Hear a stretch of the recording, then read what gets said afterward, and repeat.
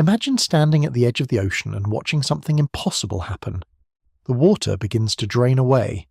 Not all at once, but slowly, steadily, like pulling the plug on the world's largest bathtub.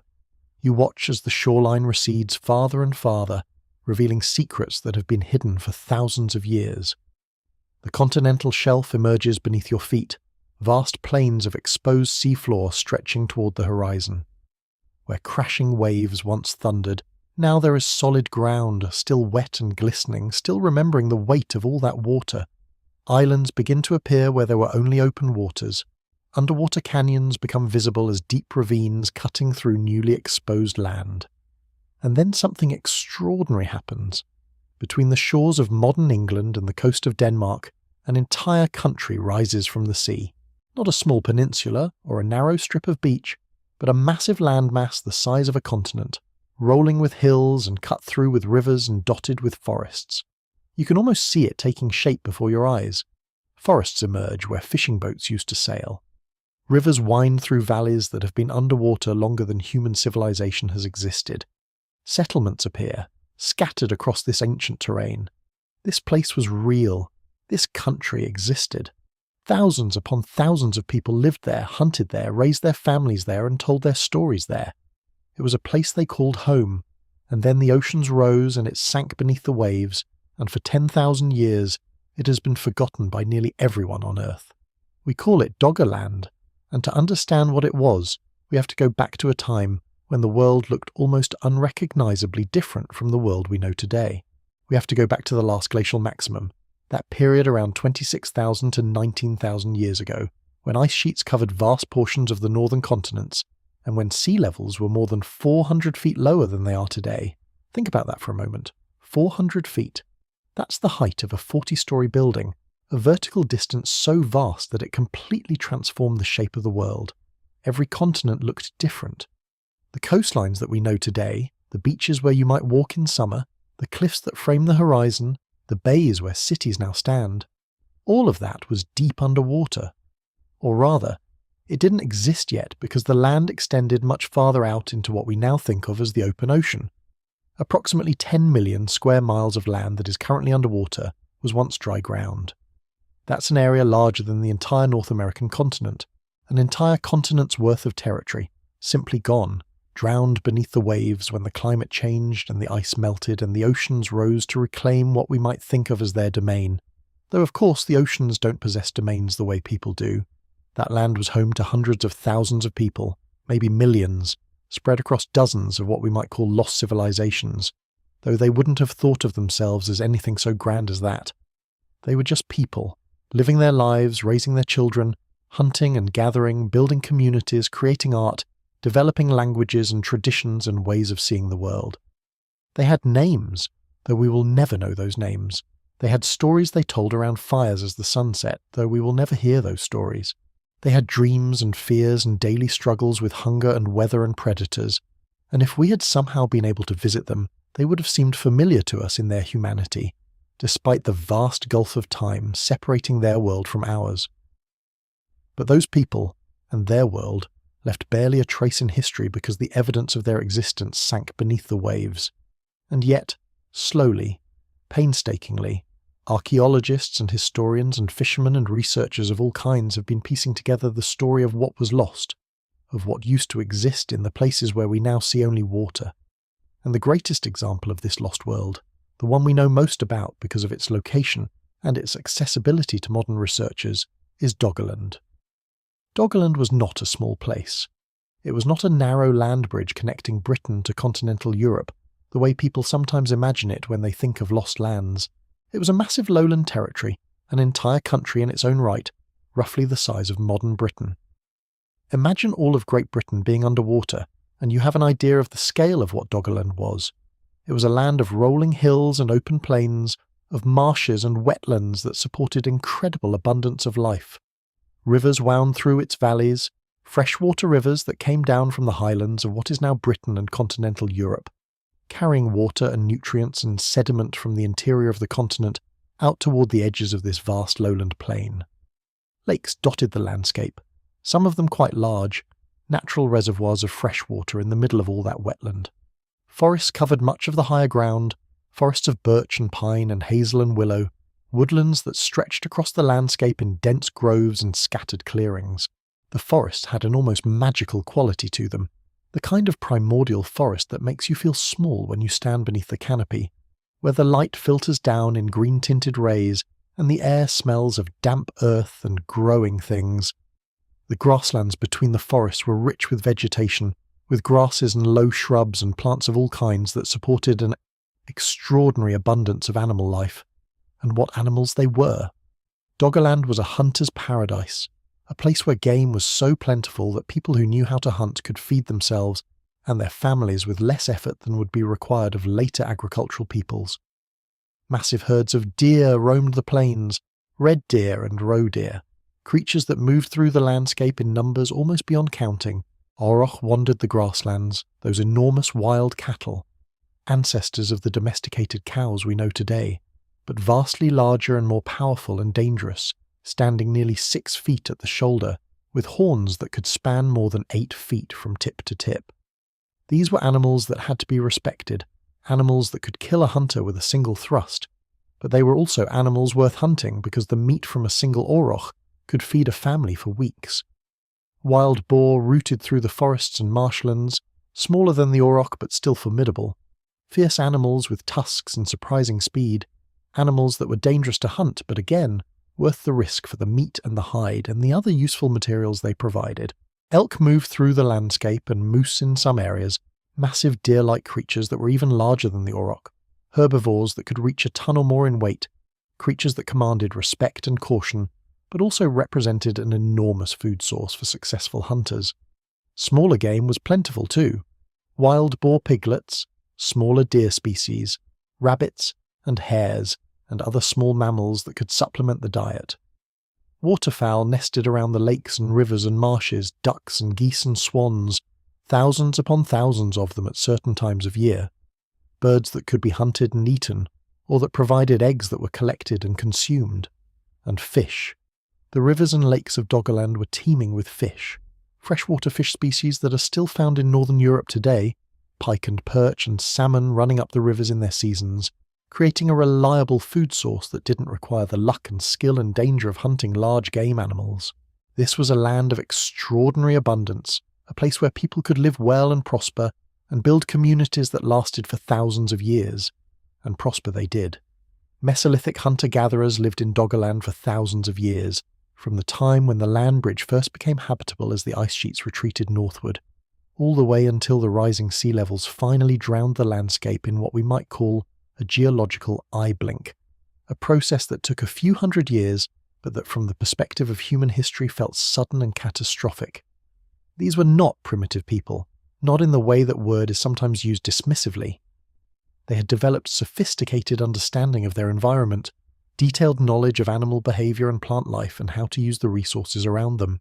They made tools that were carefully crafted and refined, tools made from stone and bone and antler, weapons for hunting and implements for processing food, and materials for other practical purposes. They had boats, which we know from archaeological evidence because they left traces in the archaeological record and because the geography of Doggerland, with its rivers and marshes and lakes, would have made boats absolutely necessary for moving around effectively. These boats allowed them to fish in the lakes and rivers and to move between settlements scattered across the landscape. Archaeological evidence suggests they had permanent or semi-permanent settlements where people returned regularly. We know this from tools that cluster in certain locations, suggesting people used the same places as home bases for hunting and gathering. Some of the most extraordinary archaeological evidence of Doggerland comes from fishing nets and from dredging operations that pull up debris from the seafloor. Fishing nets operating in what is now the North Sea, in waters that would have been dry land during the time of the Mesolithic, regularly bring up stone tools made by Mesolithic hunter-gatherers, axes and spearheads and blades and scrapers, all crafted with care and skill, all dropped or lost thousands of years ago on a landscape that is now underwater. These tools wash up on beaches in places like Norfolk and Suffolk on England's east coast, beaches facing what would have been Doggerland's eastern reaches. They get pulled up in fishing nets and end up in museums, providing tantalizing evidence of the people who lived there. Each tool represents a moment when someone made it, used it, or lost it. never knowing that thousands of years later it would be pulled from the sea by a fishing net, studied by archaeologists, and help tell the story of a lost world to people living millennia after they died on ground that no longer exists. The tools tell us about the people. Stone tools suggest a high level of craftsmanship, suggesting that people spent time developing specialized skills, suggesting that knowledge was passed down from experienced hunters and toolmakers to younger generations. Bone harpoon points suggest fishing was important to the diet, important enough that people developed specialized tools for it. Some of the tools found suggest the use of composite tools, implements made from multiple materials fitted together, suggesting an understanding of how to combine materials to create more effective tools than could be made from a single substance. The variety of tools found suggests that people had specialized roles, that some people hunted large game while others fished or gathered plant materials, or made tools or performed other specialized tasks.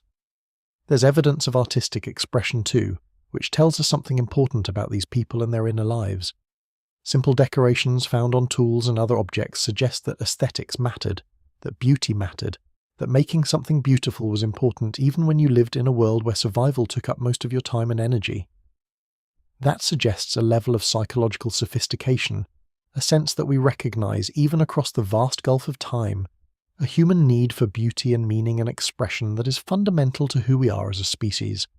The landscape of Doggerland would have been a strange landscape to modern eyes, in some ways, but in many ways would have felt very familiar. It was a place of extremes, where the seasons would have shifted dramatically. The winters would have been cold, cold enough to freeze lakes and rivers, cold enough to make hunting more difficult but also to preserve meat so that people could store food to eat during the leaner months. The summers would have been short but intense, bringing warmth and long daylight hours and the abundance of animals returning to breeding grounds and plants, producing seeds and berries and other foods. Spring and autumn would have been times of transition and plenty, times when fish migrated up rivers and animals on land prepared for the coming winter. The people who lived there would have tracked these seasonal changes with intimate attention.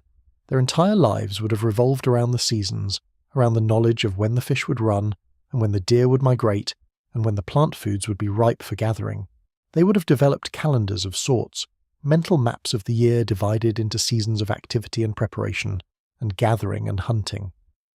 They would have moved around the landscape seasonally, not staying in one place year-round, but rather following the animals and the plants, moving between seasonal hunting grounds and gathering sites and fishing camps, always moving but always returning to familiar territory, always operating within a landscape that they knew intimately. The rivers and wetlands that characterized much of Doggerland would have been central to this way of life. Wetlands are among the most productive ecosystems on Earth, supporting more life per square mile than almost any other habitat. The marshes and reed beds and lake margins of Doggerland would have supported dense populations of waterfowl and fish, and the animals that prey on fish, like otters and seals. The rivers would have been transportation routes and sources of food, places where fish could be caught with nets and spears and traps, places where people could travel by boat to visit other communities and to trade for materials not available in their own area. The forests would have been places to hunt deer and boar and smaller game, places to gather nuts and berries and other plant foods, places to find the raw materials needed for tools and construction. The grasslands would have been places where herds of large animals grazed, places where a skilled hunter could bring down an auroch and feed his extended family for weeks. This was a good place to live, a place where human communities could develop and prosper, where populations could grow and cultures could develop. And for thousands of years, people did exactly that. We can imagine their settlements, their daily lives, the stories they told, though we must be careful not to let imagination run wild. We don't know what language they spoke, though it was probably an ancestor of Northern European languages lost to the ages. We don't know their social structures or spiritual beliefs, though we make educated guesses from the artifacts and decorated objects they left behind. We don't know their personal stories, what made them laugh, what made them afraid, what they dreamed about at night. Those stories are lost forever, carried away by time and the rising seas. But what we know is that they existed, that they were real people with real lives, and that their world was fundamentally different from ours. The mammoth steppe ecosystem that characterized much of Doggerland and extended across continental Europe during the Ice Age was the prime real estate of prehistoric Europe. This is an important point to understand, because many people today think of the Mesolithic peoples as living in marginal environments, forced into coastal areas because the good hunting grounds were taken, or because they were less developed than the people who came later. But that's not true at all. The coastlines, precisely because they were zones where multiple ecosystems met, where freshwater rivers met saltwater seas, where forests met grasslands and marshes, were the richest places to live.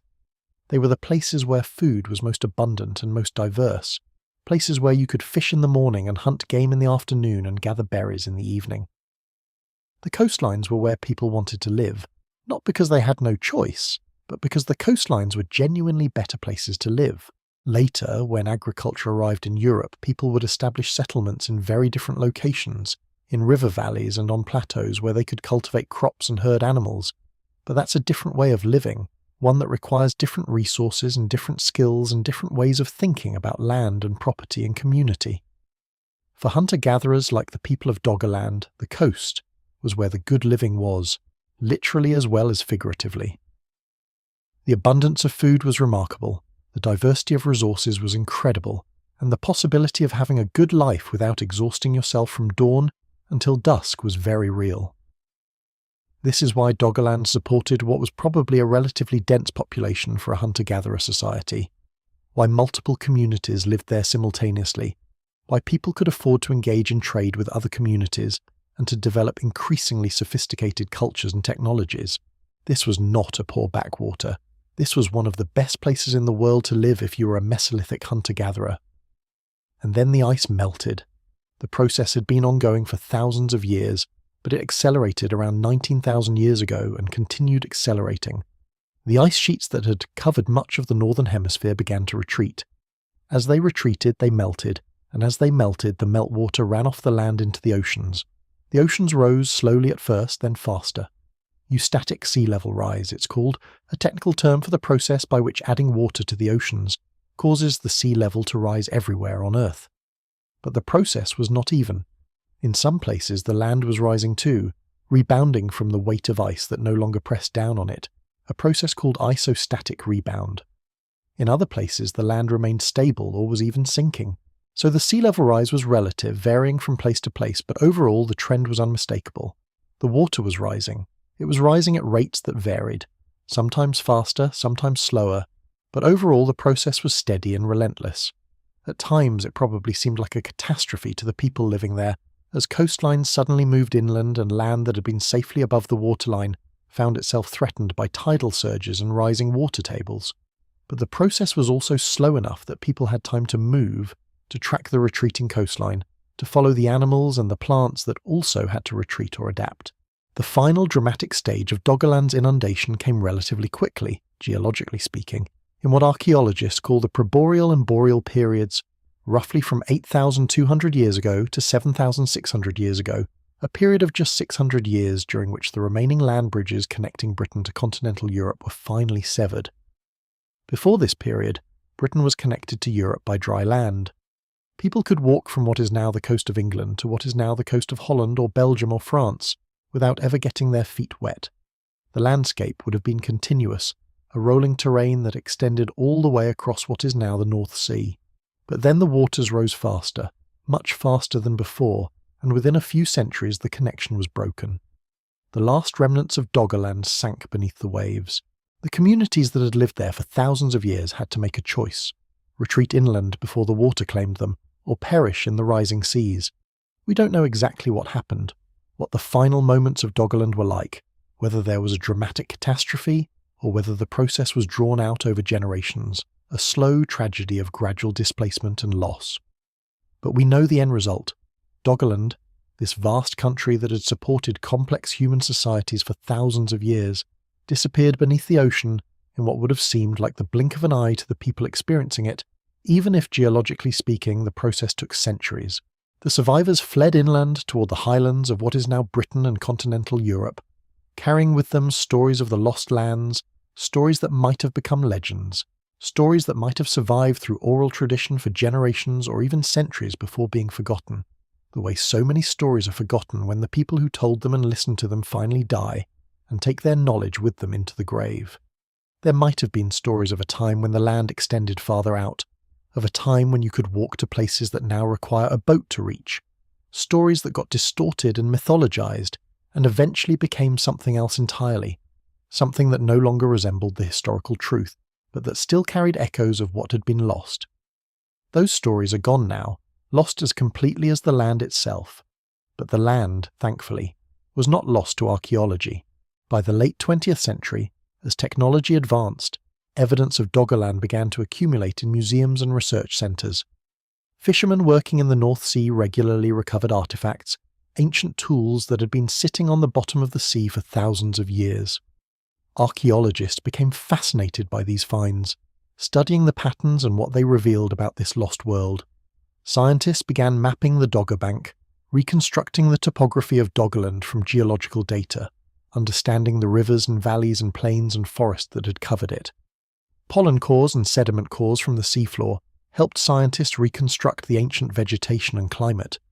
Ancient river channels were identified on the seafloor, channels that had been travelled by boats thousands of years ago. The picture that emerged was of a world rich and complex and full of human activity, a world that had supported thriving communities and intricate knowledge systems. Doggerland was a fully realised human world, a place where people had lived and dreamed and created and suffered and celebrated, all before being swallowed by the sea. So now, thousands of years later, we pull up the artefacts from the bottom, we study the seafloor. We read the geological records written in layers of sediment, and we try to reconstruct what was lost. We try to understand these people and their world. We try to honour their memory by learning their story and sharing it with people like you, listening here in the dark as your eyelids grow heavy and sleep begins to call to you. You're hearing the story of a lost world, a story that would have been completely forgotten without the work of scientists and fishermen who took time to notice something ancient and valuable in their nets. These people of Doggerland lived 10,000 years ago or more, in a world that looked completely different from today. They lived in a place that no longer exists, a place now underwater, yet one you can imagine now as the ocean drains away in your mind's eye. The landscape emerges. You see what they saw. You try to understand their lives. And that is where we begin our journey tonight, in that lost world, beneath the waves, in that country that rose from the sea only in imagination and scientific reconstruction, yet as real as the world you live in now. Sleep well in the knowledge that the world is far more ancient and complex than we often imagine, that humans have lived in many worlds before this one, and that their stories, though lost to time and the rising seas, are not lost to us, not entirely. Picture yourself now, thousands of years ago, standing on a landscape so vast and so empty that the horizon stretches beyond your comprehension, and you're living on something that scientists today call Beringia, though that word itself is a modern invention, a label attached to something so enormous that calling it a bridge would be like calling the North American continent a stepping stone, because Beringia wasn't some narrow strip of land that people nervously hurried across in a few desperate days. It was a subcontinent, a vast grassland world stretching roughly 1,000 miles from north to south at its widest points. And when you close your eyes and imagine it, you're not imagining a crude pathway or a thin land bridge. You're imagining an entire ecosystem, an entire world unto itself with its own weather patterns and its own sense of place, with mammoth herds so dense and so numerous that the earth itself might seem to tremble beneath your feet as they moved across the steppe in migration patterns that took weeks to complete, moving like a living ocean across grasslands that extended to the horizon in every direction, and rivers running through this landscape, rivers that had their own names once, given by the people who lived beside them, whose names we'll never know now because they were lost when the waters rose and the land sank, and those rivers supported fish populations that were equally abundant.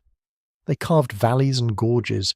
They created oases of life and moisture in what was otherwise open grassland and tundra, and the people living there, your ancient ancestors if you trace your lineage far enough back through the generations, they weren't merely passing through on some desperate journey fleeing the cold. They were living full lives, building communities, hunting together, gathering plants and fruits and nuts according to the seasons, raising children, creating the next generation, telling stories around fires just like the one you might imagine yourself sitting beside right now, listening to an elder explain the movements of the stars or the proper way to hunt a mammoth. And they stayed in Beringia for generations, possibly thousands of years, and many of them never went any further east than where they already were. They were perfectly content to live out their entire lives on this vast subcontinent. But some of their descendants eventually drifted eastward, drawn by curiosity or following game animals or simply seeking new hunting grounds. And here's the remarkable part. They probably didn't even realize they were entering a new continent. They had no concept of continents or geographical borders the way we do now. They just woke up one morning and decided to hunt in a slightly different direction, or follow a herd of animals to a new feeding ground, or explore beyond the next ridge, because human curiosity has always been a driving force in our nature, and always will be. And so the great peopling of the Americas, one of the most significant migrations in all of human history, wasn't some organized expedition with scouts and supplies and a leader with a grand vision. It was the quiet result of ordinary human movement, families following animals, communities spreading out over time. The kind of migration that happened so gradually that nobody alive at the time would have marked it as significant or worthy of commemoration. But we look back now across the millennia and call it one of the great migrations of human history. And when you think about the people of Beringia, you should think about them not as primitive or simple or unsophisticated, but as highly skilled survivors who had figured out how to thrive in one of the harshest environments on Earth. They had tools, finely crafted tools made from bone and stone, shaped with precision and care and an understanding of materials that shows remarkable technical knowledge. They had clothing made from animal hides, sewn together with sinew or plant fibres in patterns that we can still discern from archaeological finds.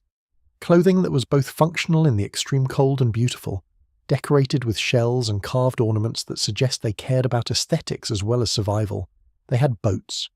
Yes, boats, because we have evidence that they travelled by water too, that they understood currents and tides and the behaviour of the sea, that they could navigate coastal waterways and possibly travel further than we once thought, and they knew which animals to hunt and which plants to gather, and when to do these things according to the seasons. They had calendars encoded in their practices and their movement patterns. They observed the migration of animals and the ripening of plants and the movements of celestial bodies with the kind of close attention that modern people with our technology can scarcely imagine. They had art and music and stories. We find their carved figurines and we imagine their songs echoing across the grasslands. We see their handprints on cave walls and we feel the presence of their creativity across the thousands of years that separate us. And all of that complexity and beauty and sophistication existed in a world that no longer exists, buried beneath the Arctic Ocean now, submerged under waters that rose as the ice melted, and the climate changed, and the world we know today was born from that transformation. And when Beringia sank beneath the waves, the people who had lived there had long since moved on to other lands. Some of them had continued drifting eastward into Alaska and down into the Pacific Northwest and eventually to California and beyond. And their descendants became the indigenous peoples of the Americas, the foundations of the great civilizations that would rise in what is now Mexico and Peru and the Mississippi Valley and across the continent, all of them tracing their ancestry back to those early inhabitants of Beringia, those people who didn't think of themselves as explorers or pioneers, but simply as human beings living their lives in the only world they knew, hunting and gathering and raising their children and telling stories under the stars. Now let your mind shift eastward and southward, to a different kind of landscape entirely, to the tropical waters of Southeast Asia, and imagine instead of frozen grasslands and mammoth herds, imagine a world of extraordinary abundance and biological diversity. A realm so rich with life that it would seem almost impossible to list all the species that thrived there, because during the Ice Age, when sea levels dropped dramatically, the countries we know today, Indonesia, Malaysia, Borneo, Java, Sumatra, the Philippines, they weren't separated by the shallow seas we see now. They were all connected.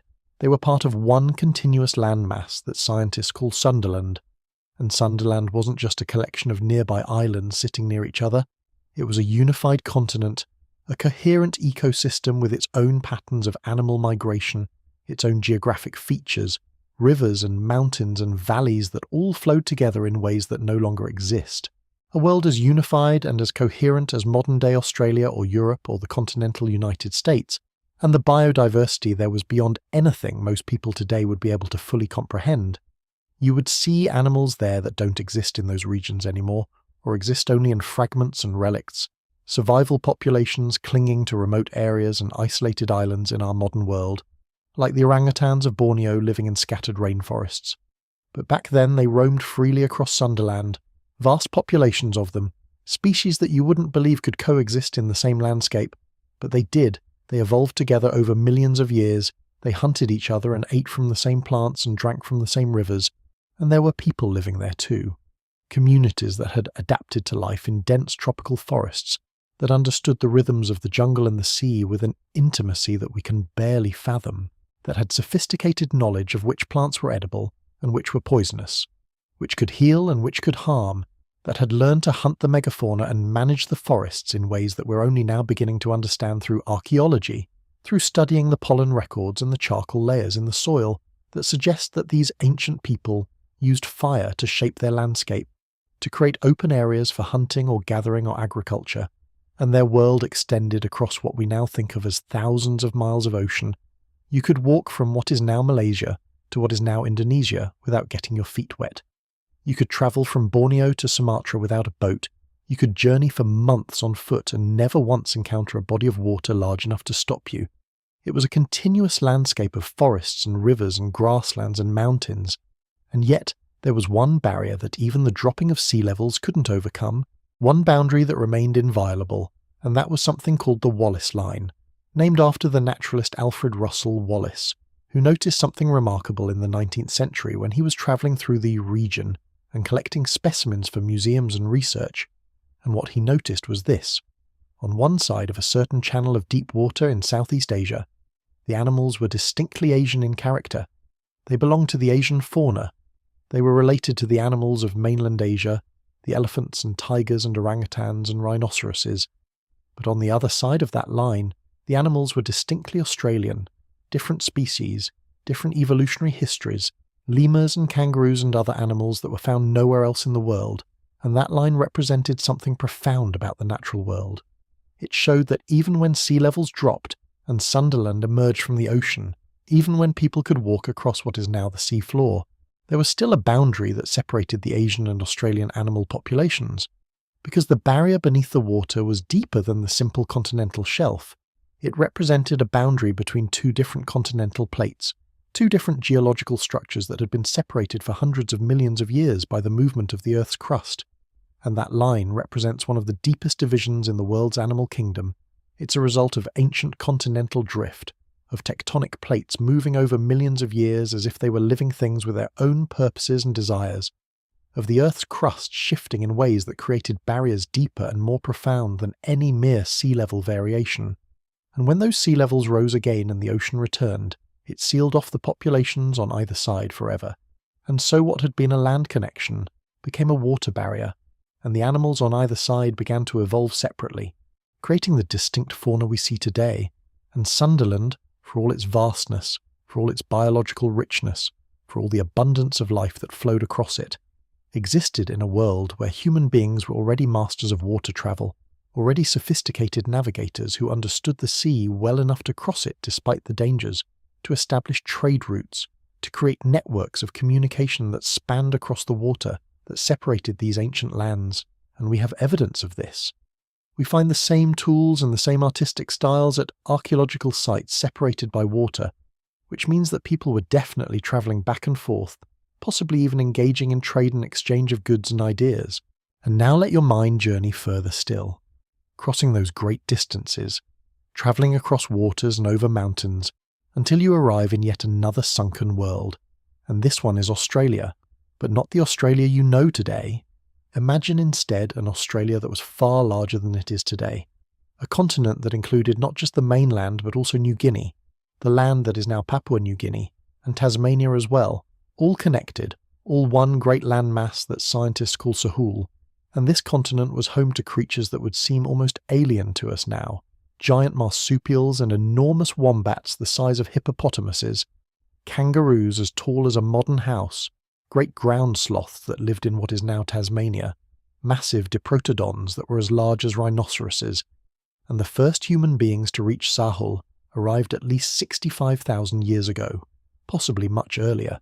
We're still debating the exact dates as new evidence emerges from underwater caves and archaeological sites, but what we know for certain is that they came by water, and the remarkable thing about this arrival, the thing that should make you pause and consider the sophistication of these ancient people, is that they had to cross water to get there. They had to cross ocean gaps, at least 60 miles of open water, possibly more, possibly much more, if the route they took was different from what we imagine, which means they had boats, they had sailing technology, they had vessels that could carry people and supplies and food for a long journey across open water without sinking, and they had the knowledge to navigate by stars and currents and wind patterns. And this wasn't a lucky accident. This wasn't a group of people stumbling by chance onto a new land. This was deliberate navigation.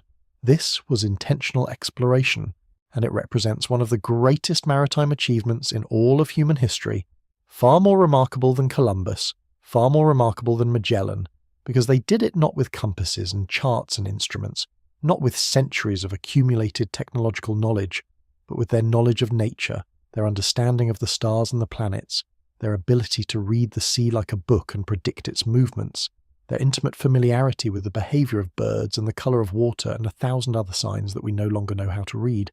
And when they arrived in Sahul, they found a vast continent with distinct ecosystems in different regions, some grasslands with the big animals roaming across them in herds, some forests thick and mysterious and full of unknown creatures, some deserts and rocky outcrops, and they adapted to all of them. They developed different technologies and hunting strategies depending on where they lived. They learned what animals to hunt and how to hunt them efficiently, what plants were safe to eat and which seasons were right for gathering, and they spread out across the continent, and their descendants lived there for 65,000 years and more, developing cultures so distinct and so sophisticated that we find evidence of their art, their spiritual practices, their social organisation, preserved in rock paintings that are among the oldest known art created by human beings, some of them over 40,000 years old, showing animals and spiritual beings and geometric patterns, testament to the mental and emotional sophistication of these ancient people. And then, as the climate changed and the ocean rose, the waters crept in gradually but relentlessly, swallowing first the lowlands, then the valleys, then the pathways that connected the mainland to Tasmania and to New Guinea. And what was once one vast continent became 3 separate islands, separated now by water too deep to wade through, waters that had to be crossed with boats, and the cultures that had developed in these connected lands began to develop independently, to take on different characteristics, different languages and practices, because isolation does that to cultures. It allows them to evolve separately, to develop their own ways of understanding the world and their place in it. And so the water that now separates them is just as much a barrier as any mountain range, and many of the animals that lived on Sahul during the Ice Age disappeared. They went extinct as the climate warmed and the landscape changed, and we don't entirely know why, whether it was human hunting pressure or climate change or a combination of both. There are compelling arguments on multiple sides, but their fossils remain, evidence of a lost world, a world of giants that existed on that sunken continent. And finally, let your mind settle on one more sunken world, one that might connect to the oldest stories of human civilization, one that might help explain the myths and legends that have fascinated people for thousands of years.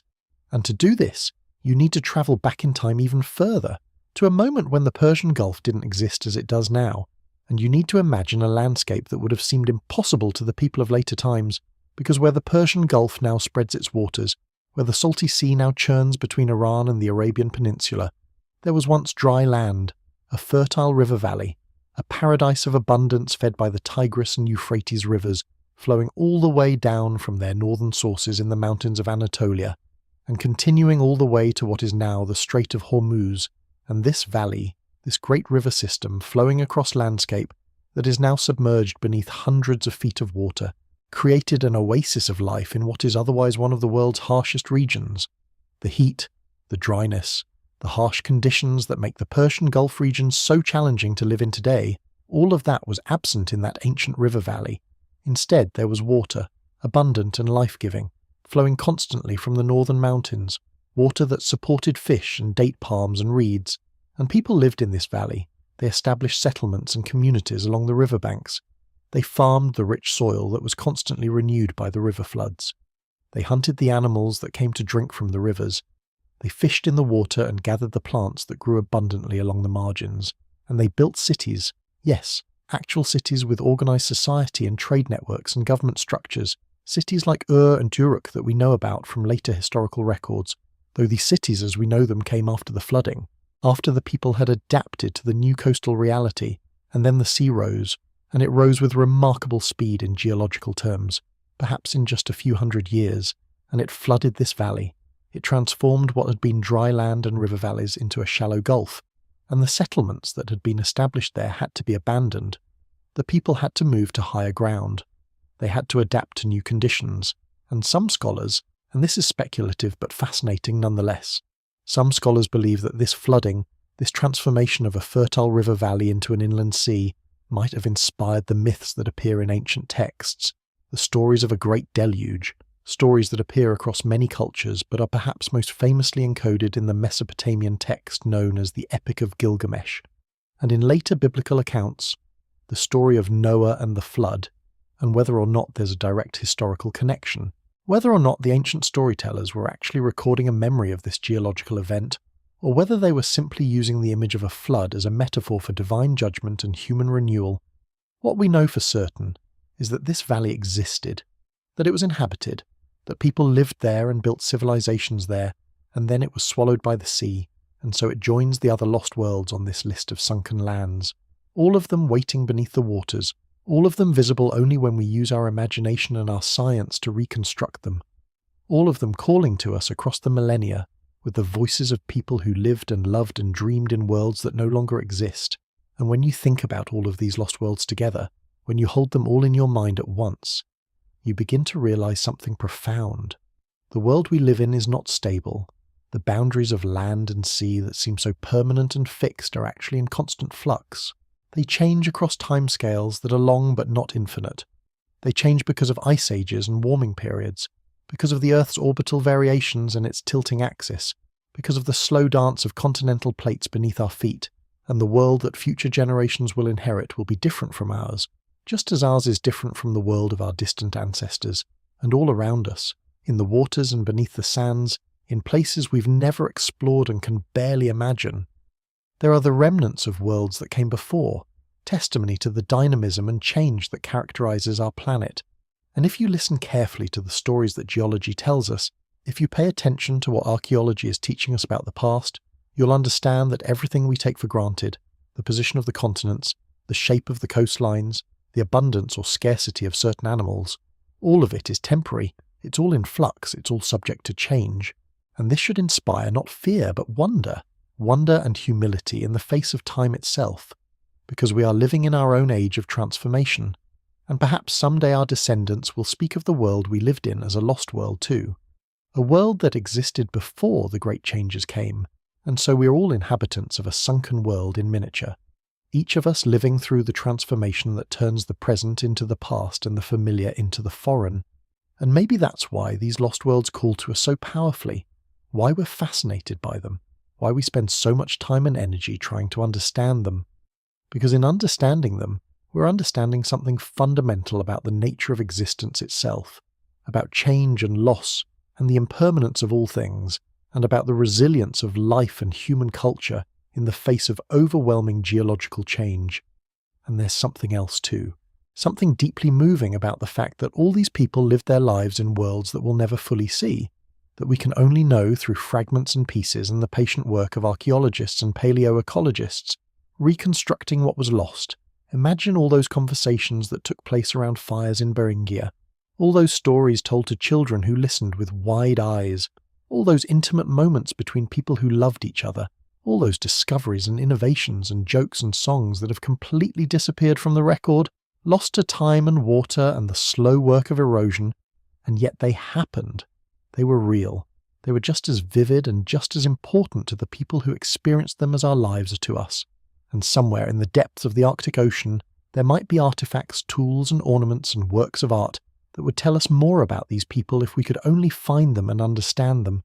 And similarly in the jungles and coasts of Southeast Asia, on the floors of ancient rivers that are now seabed, there are surely remnants of the cities and villages and camps that Sunderland's inhabitants built. And beneath the waters between Australia and New Guinea and Tasmania, there are surely traces of the cultures that developed when those lands were connected. And in the Persian Gulf, under all that salty water, there are certainly the ruins of settlements and cities that were abandoned when the sea rose, and we can only imagine what we might learn if we had the technology and the resources to explore these underwater worlds fully. to excavate them and study them, and hear again the voices of the people who lived in these lost lands. And as you drift off to sleep tonight, perhaps you might think about these worlds beneath the waves, these forgotten continents that shaped human history, even though most people will never know about them. And perhaps you'll find comfort in the knowledge that everything passes, that change is constant, that the world is far older and far more complex than any one human life could ever encompass, and that you're just a small part of a vast flow of history stretching back to the ice ages and forward to a future we can't imagine. And that's all right. That's more than all right. It's beautiful in its own way. So you're standing on the coast 19,000 years ago, and you don't know it yet, but the clock is ticking on everything you know. Every landmark, every hunting ground, every sacred place that your people have known for generations beyond counting. The ice sheets are still massive, still choking the northern latitudes with layers of frozen water thousands of feet thick, but they've begun their slow, inevitable retreat, and that retreat is about to become catastrophic in ways the human mind can barely comprehend.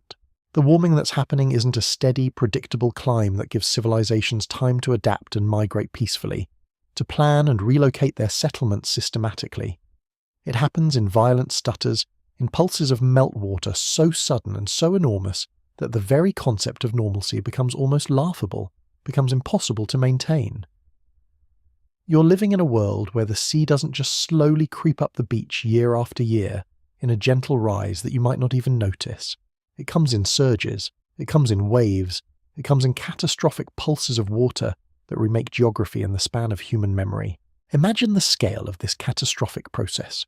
Somewhere between 19,000 and 17,000 years ago, the first major pulses of meltwater began pouring into the oceans from the melting ice caps. But the real terror, the real turning point in human history, begins around 14,600 years ago, when something called meltwater, Pulse 1. A strikes the world like a giant's hand splashing into a bathtub, like a cosmic child upset with the stability of the Earth. In just a few centuries, not thousands of years, not a slow, inevitable march that might span multiple generations, but centuries, mere centuries, sea levels rose between 45 and 60 feet. Some estimates suggest it could have been even faster in certain regions, meters rising per decade in places where massive ice dams were catastrophically failing, where entire sections of the continental ice sheets were collapsing and pouring into the world's oceans, where the continental shelves themselves were rebounding upward from the weight of ice being lifted away, and water pressure pushing from below. To put this in perspective that you can actually grasp in your mind, think about a specific coastline where your village sits, where your people have always lived, where your ancestors are buried, and your most sacred places exist. The horizon you've known your entire life, the distant line between earth and sky that defines your world, suddenly becomes treacherous, becomes unstable, becomes something you can no longer rely on or predict. A shoreline that was 10 miles away starts moving inland, mile after mile, decade after decade, century after century. People in one generation grow up hunting in lands their grandparents would have known as fertile coastal plains, rich with game and resources, covered in vegetation that fed thousands of people. By the time their children are adults, by the time another generation has passed, those lands are underwater, swallowed by an advancing sea. By the time their grandchildren take their first breath and learn to speak, by the time another generation is born, the sea has claimed territory the size of entire provinces, the size of multiple kingdoms, territory that contained villages and burial grounds and sacred sites. This isn't a natural disaster that happens over a season or two, something you can weather and rebuild from. This is a generational catastrophe, the kind that rewrites culture, religion, tribal identity, and collective memory for everyone who lives through it, the kind that haunts descendants for thousands of years afterward. You can imagine the fear it must have caused, the existential dread that must have permeated every human society living on a coast during this period. Not the dramatic sudden fear of a tsunami, though those may have happened too as undersea earthquakes accompanied the crustal shifting and rebounding, but something almost worse, the creeping inevitable dread of watching the world disappear day by day, month by month, year by year, the slow realization that nothing you do will stop it, that your children and grandchildren will never know the world you grew up in. The hunting grounds your ancestors used for thousands of years, lands that had been handed down from parent to child across hundreds of generations, start becoming marshes as the water rises. The marshes become shallow lagoons where saltwater fish start appearing where fresh water used to flow. The shallow lagoons become open water, proper ocean, populated by creatures you might not recognize or know how to hunt or eat. People watch the landmarks of their spiritual life vanish beneath waves. If your culture marked its sacred sites on specific peaks or rock formations visible from far away, markers that helped you navigate and understand your place in the cosmos, you watch those disappear under salt water. If you had monuments or burial grounds on the coastal plains where you conducted rituals for your dead, where you honored your ancestors, you watch them get swallowed, reclaimed by the earth and sea, lost forever, separated from the living by an uncrossable barrier of water.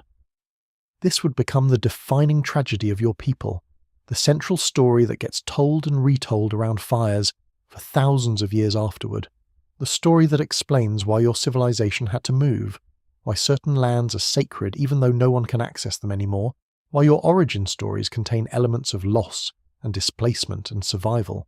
And this is where something remarkable happens, something almost miraculous in its consistency, something that connects the ancient geological record directly to the oldest stories humanity has ever told, across cultures that had no contact with each other.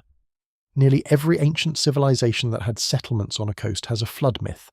Not most, not many, nearly every one. Independently across the globe, without communication, without one culture copying from another, the same narrative archetype appears again and again. The Sumerians and Babylonians gave us the Epic of Gilgamesh, one of the oldest written stories we have, perhaps the oldest piece of literature ever recorded in human history, and it contains the tale of Utnapishtim, a man who survived a terrible flood sent by the gods, who was warned in advance of coming catastrophe and instructed to build an ark, a great vessel to save his family and all the animals from the disaster. This story was written down around 2,100 years before Christ, carved into clay tablets in cuneiform script. But scholars believe it was already ancient when it was written, already passed down orally through countless generations, already a fixed part of cultural memory and religious tradition before anyone thought to preserve it in writing. The Hebrews have Noah's Ark, essentially the same story translated into a different cultural context. A righteous man warned by the one true God of a flood that will destroy the world, building a vessel to survive catastrophe and preserve life, selected by divine grace to repopulate the world after the waters recede.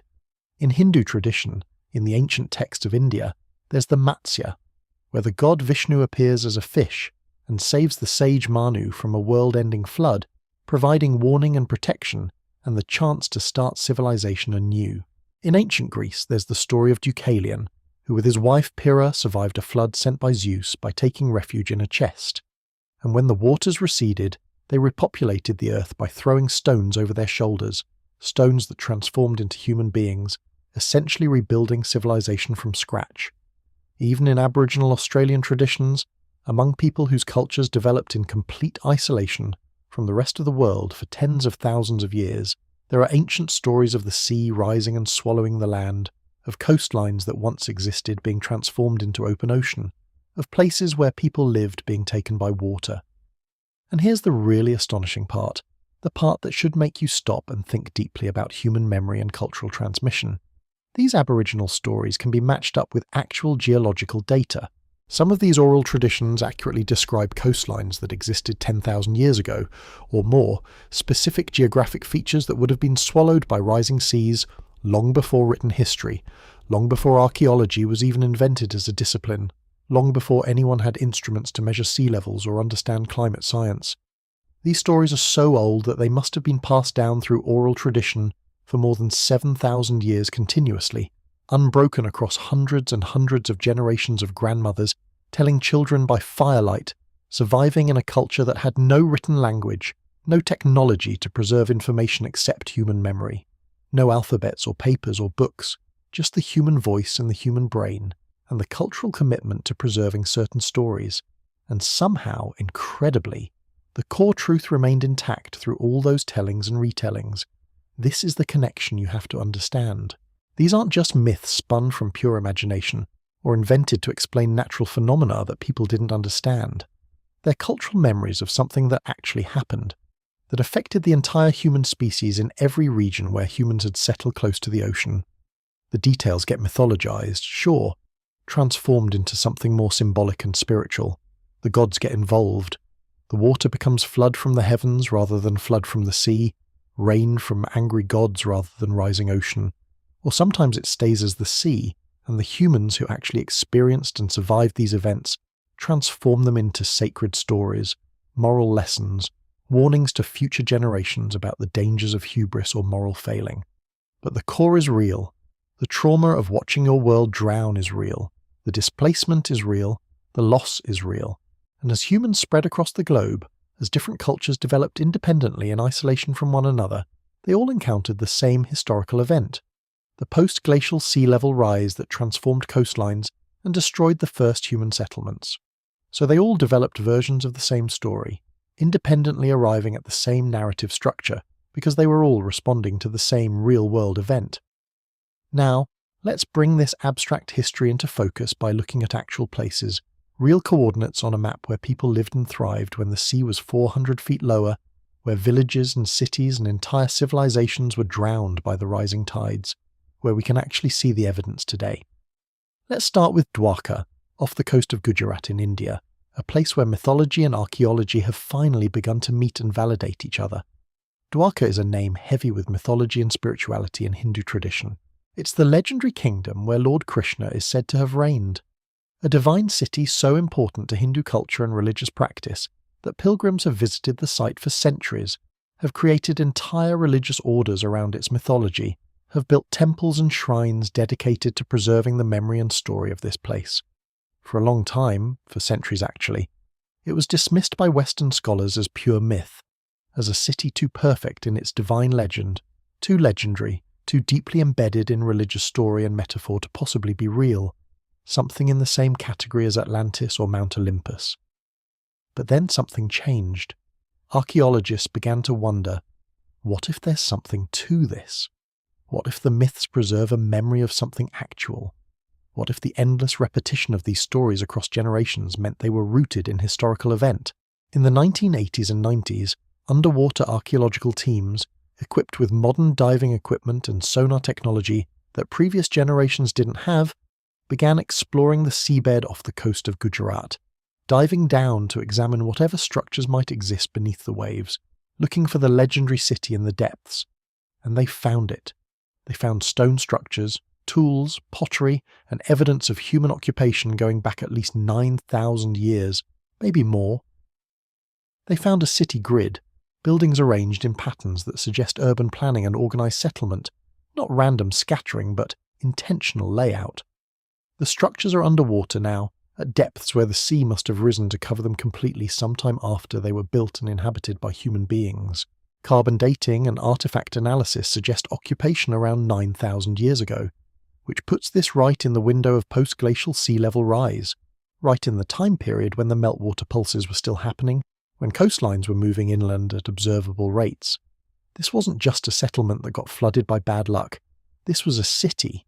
This was Dwarka, not as the god's perfect kingdom from legend and prayer, but as something perhaps even more remarkable, a real place that impressed people so deeply that it became immortal in story, in religious tradition, in the collective memory of a civilization for 9,000 years, a place so significant that its loss was commemorated and retold until the story became divine rather than merely historical, moving across the Mediterranean, moving to a different continent and a different culture entirely.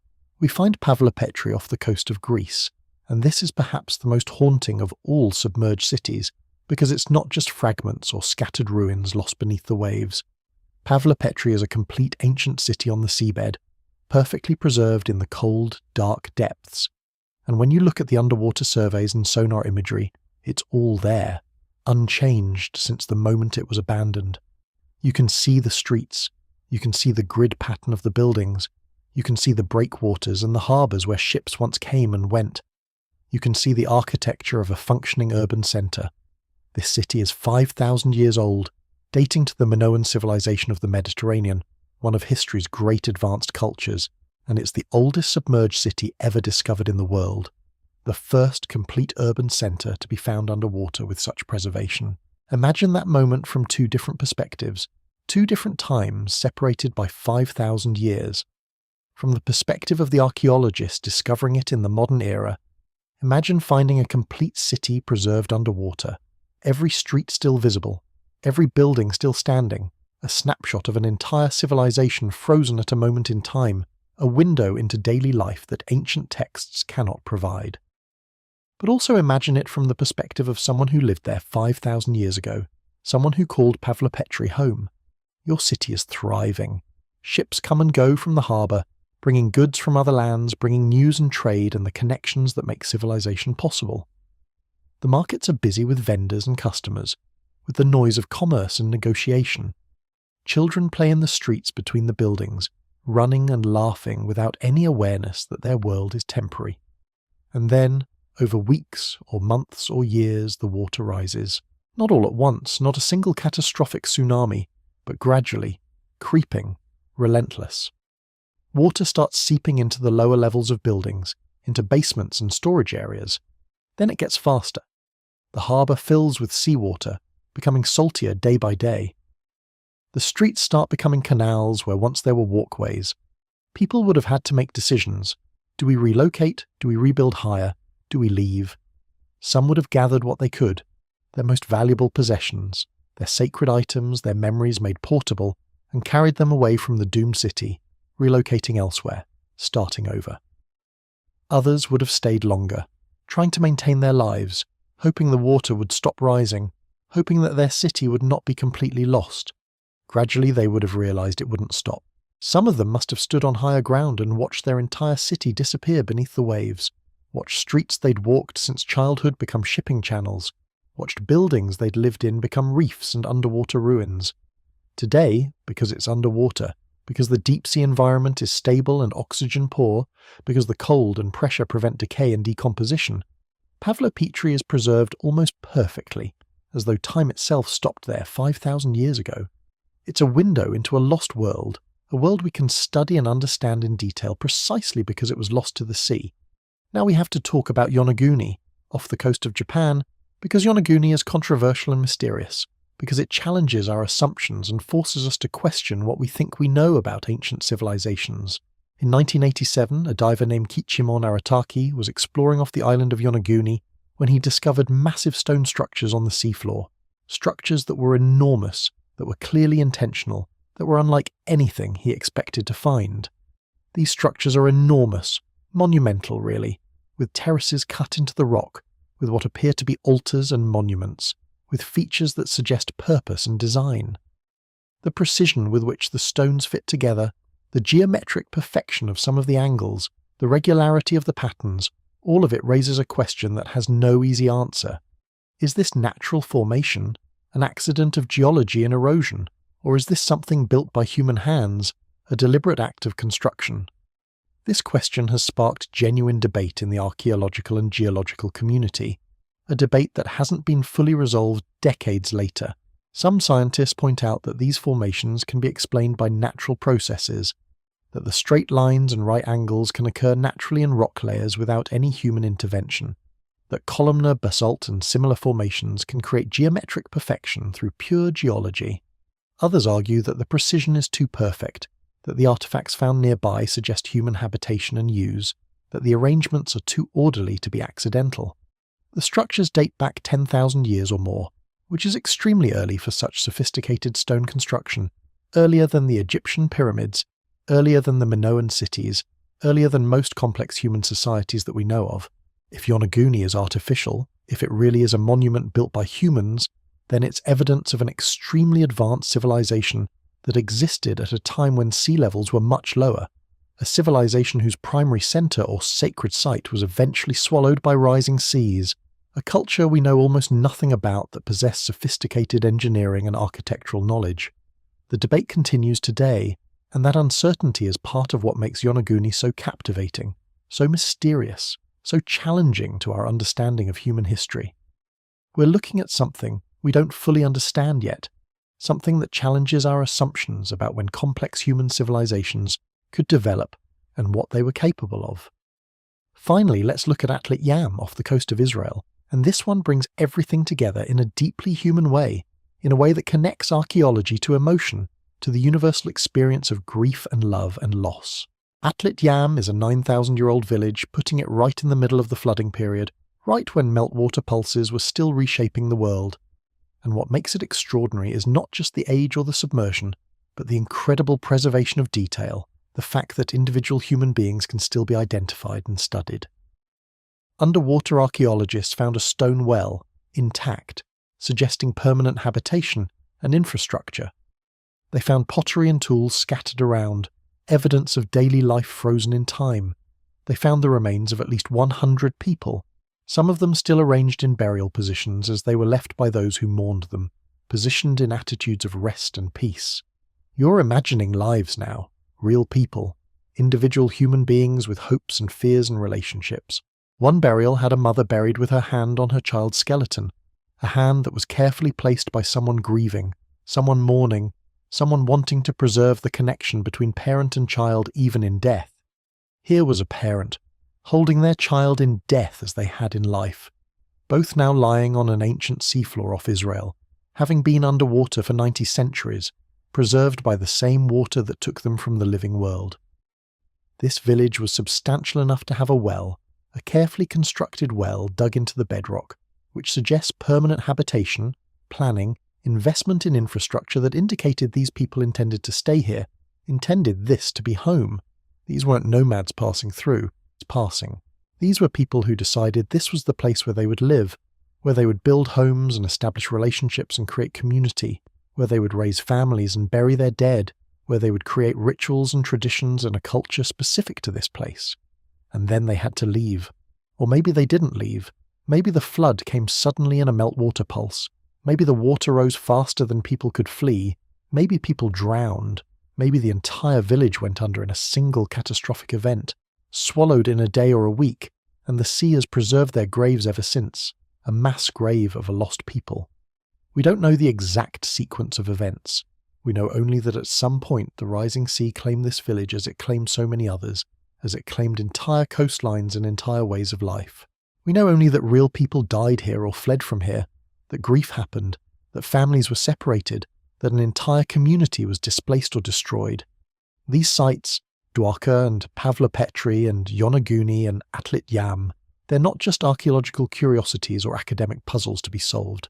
They're evidence of a story so big, so fundamental to human experience, that it shaped our religions, our mythologies, our deepest narratives about the relationship between humans and nature and the gods. Every culture that existed on a coast before and during the post-glacial sea level rise has some echo of this event in their oldest stories, in their foundational myths, in the tales they tell children to explain how the world came to be the way it is. We find it reflected in written history, in oral traditions that survive for thousands of years, in archaeological sites that show patterns of displacement and relocation, in burial grounds that stop appearing in one location and start appearing in another.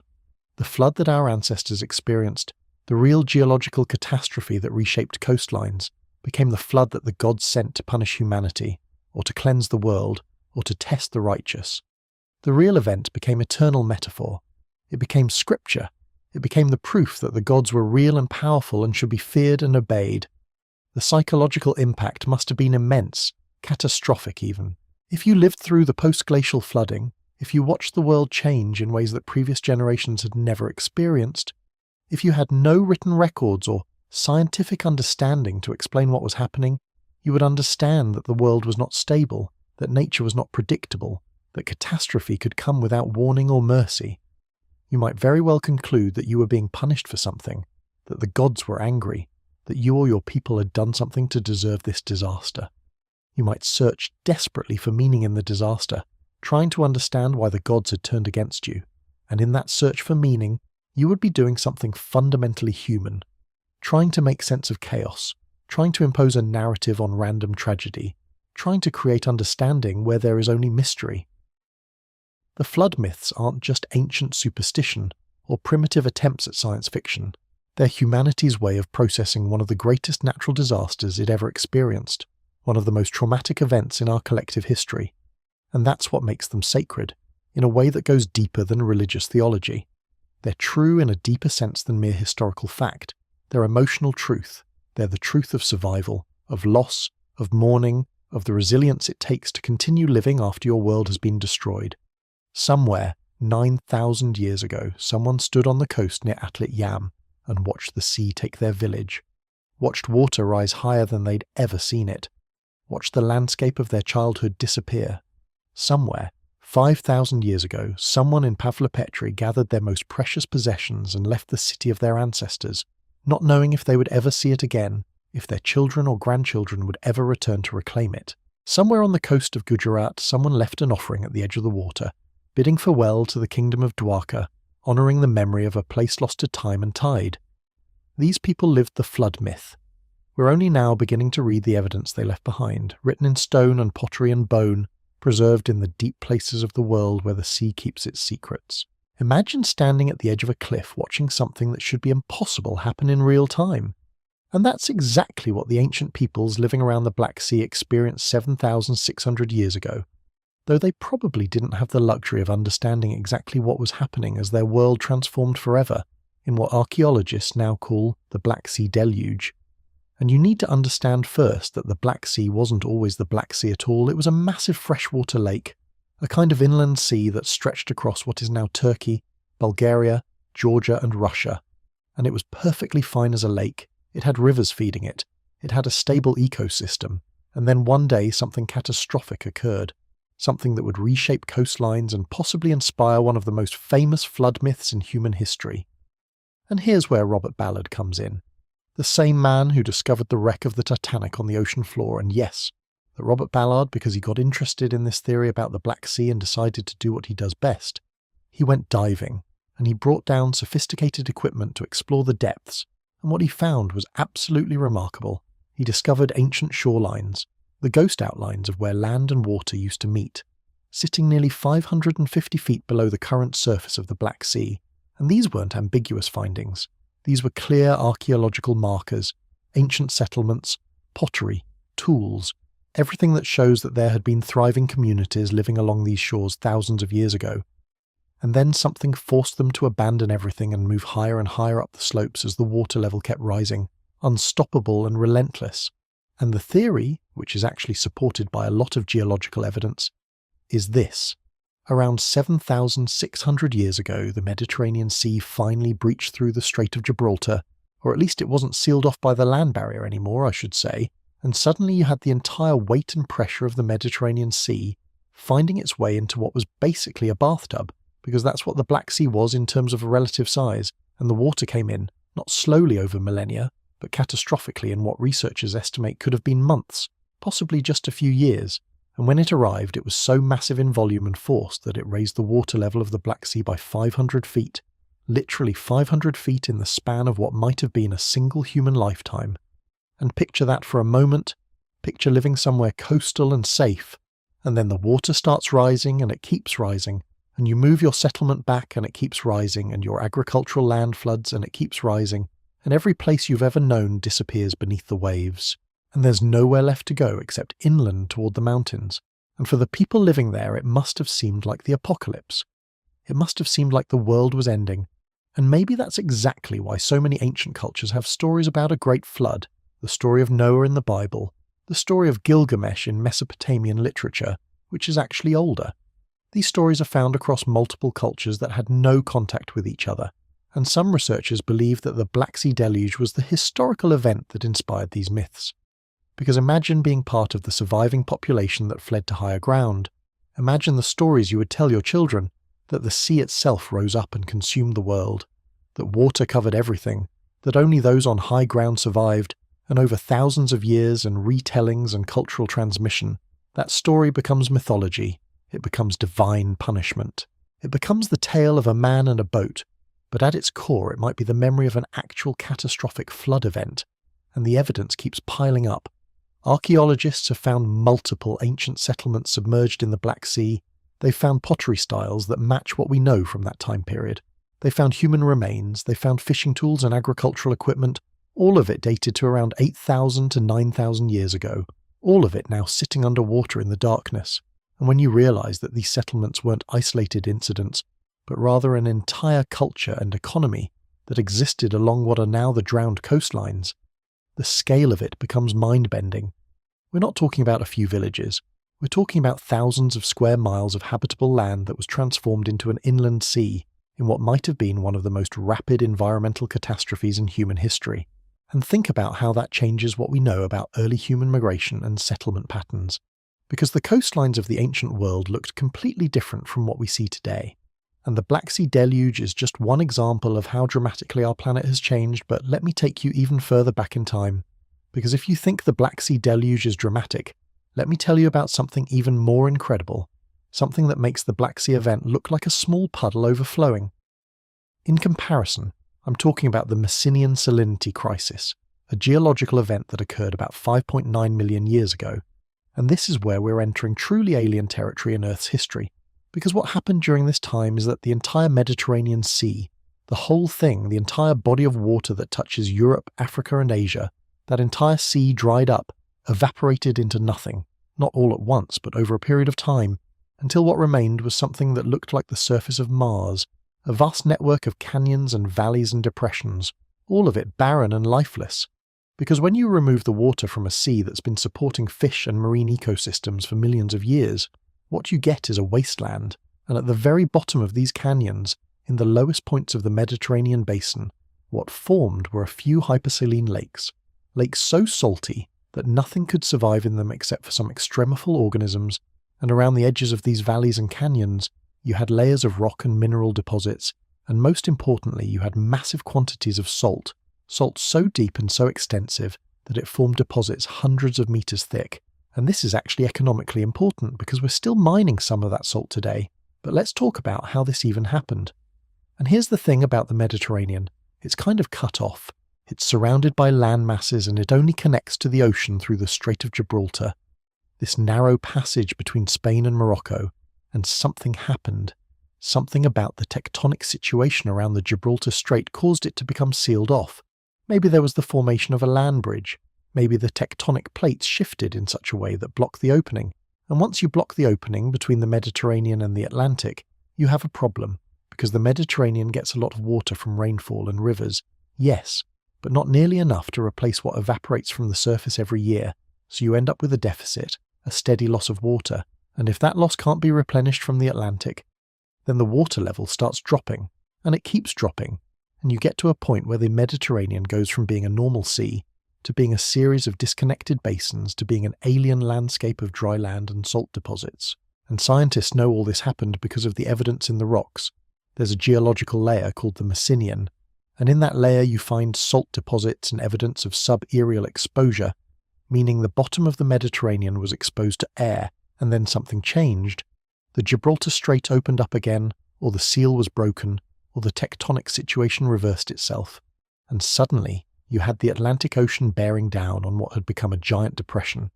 And what happened next was the Zanclean Flood, which might be the most catastrophic single flood event in Earth's history, because when the Atlantic broke through, and we're talking about the entire Atlantic Ocean with all its weight and pressure and volume bearing down on that opening, the water didn't trickle in.